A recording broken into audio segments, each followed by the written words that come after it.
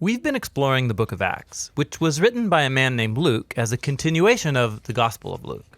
Acts began with Jesus telling his followers to spread the good news about his kingdom. And they would start in Jerusalem, then go out into the neighboring regions, and from there to the ends of the earth. Now, in Jerusalem, their message was received by many and opposed by many, especially by the leaders of the temple. They were scandalized by this new claim that the whole story of Israel had been fulfilled by Jesus' life, death, and resurrection. One of these leaders was a man named Saul of Tarsus, who worked tirelessly to stop the movement. That is, until he met the risen Jesus himself. And this encounter transformed Saul from an enemy of Jesus into a herald of his kingdom. And so for years, he traveled about the Roman Empire using his Roman name, Paul, starting Jesus communities all over. And one of Paul's greatest desires was that all of these diverse communities would see themselves as one unified people, regardless of their differences, Jew or non-Jew, male or female, slave or free. Jesus was creating one unified family of equals living together under his rule. And this brings us to the final section of Acts.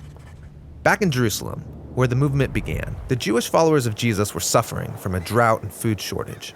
And Paul was so passionate about the church's unity that he began a major fundraising project among the diverse churches he had started. They would pool their money together so he and a group of representatives could take it as a relief gift to Jerusalem. But it's not safe for Paul in Jerusalem. The Jewish leaders there dislike him so much, they want him dead. And Paul knew he was walking into a trap. His friends all begged him not to go, but no one could stop him. Yeah, why would Paul risk his life to bring this gift?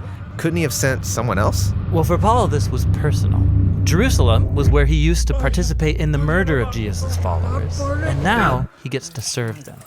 It's also where Jesus himself was executed, and so for Paul, it would be an honor to suffer there alongside his king.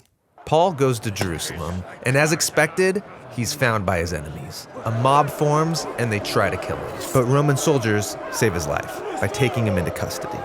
The Jewish leaders are accusing Paul of starting a revolt against Rome, but they can't prove it. And the Romans don't know what to do with him. Yeah, they can see Paul's not a criminal, but his claim that a crucified Jewish man is the risen king of the world, it keeps getting him into trouble. And so Paul gets transferred from one court to another until he demands that his case be tried before the court of Caesar in Rome. And so they happily ship him off. Now, throughout this section of Acts, Luke, the writer of the story, has portrayed Paul's trials and imprisonments so that they resemble his previous stories of Jesus' trials and imprisonment.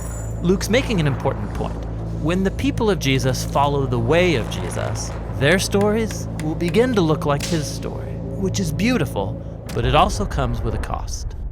On the way to Rome, the boat carrying Paul is hit by a violent storm, and everyone freaks out. Except for Paul.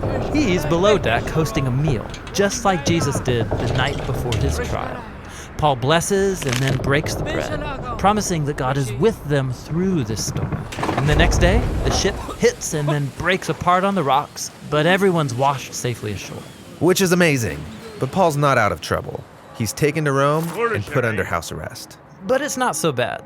In his house, he can host groups of Jews and non-Jews, sharing with them the good news about Jesus, the risen king.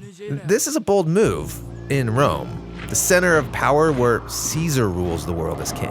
Yes, you have Jesus' alternative upside-down kingdom, now growing in the very heart of the world's most powerful empire, all through the suffering of a prisoner. And with this contrast between kingdoms, Luke ends his story.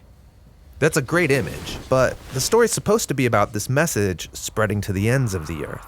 So shouldn't it continue? Of course, Luke has left the story open-ended on purpose, so that his readers would know that the story isn't over, and that they can participate in Jesus' kingdom that is still spreading to this day.